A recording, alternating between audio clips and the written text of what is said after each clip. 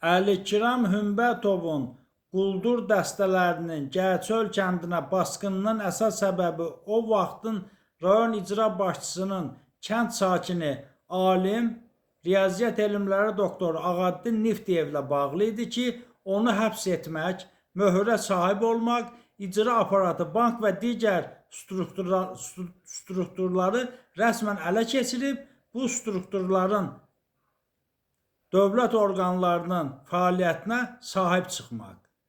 Salyan yoluna qədər Astara-Bakı magistral yolunu da ələ keçirmişdilər ki, Ağaddin Niftiyevin Bakıya getmək yolu da bağlanmışdı.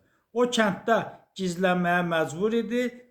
Bütün Azərbaycanda olduğu kimi kəndimizdə də Surət və Əlikiram müdafiə edən, onlar ağlında olanlar, dəstəkçilər də var idi.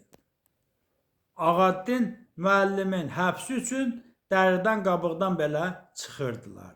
Yerini öyrənən kimi Lənkərana zəng edirdilər, lakin operativ işlərin Ağaddin Niftiyev ələ keçməmək, möhürü təhvil verməmək üçün tez-tez yerini dəyişdirirdi ki, həbs olunmasın. Yaxın adamların evlərində dəfələrlə gizlənmişdi və bu evlərə operativ basqınlar olmuşdu ki, Ağaddin müəllim bu basqınlardan yaxa qutara bilmişdi. Lakin yaxın qohumları döyülüb, söyülüb, təhqir olunurdular.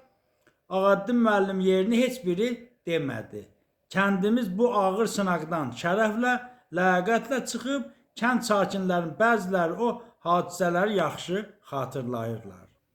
Bəndəniz isə Cənub batalyonuna rəhbərlik edən dönəmdə cəbhə bölgəsində Əlikiram Hümmətovla qarşılaşıb, çünki o dönəmlərdə jurnalistlik fəaliyyəti ilə də məşğul olmuşam.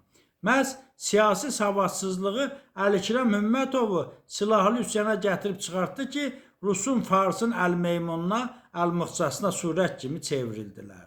O dönəmdə Masallının digər kəndlər çox ziyan görmədilər. Məhz yay aylarında hadisələr cərəyan etdiyindən yığılan taxıl məhsullarının çoxu Lənkərana aparılırdı. Kəndimiz onda da ən çox ziyan çəkənlərdən oldu. Onu da qeyd edim ki, Əlikiram Hümmətov tərəfindən Ağaddin Niftiyevin yerinə təyin olunan İsrafil müəllimin kəndimizə heç bir pisliyi keçmədi.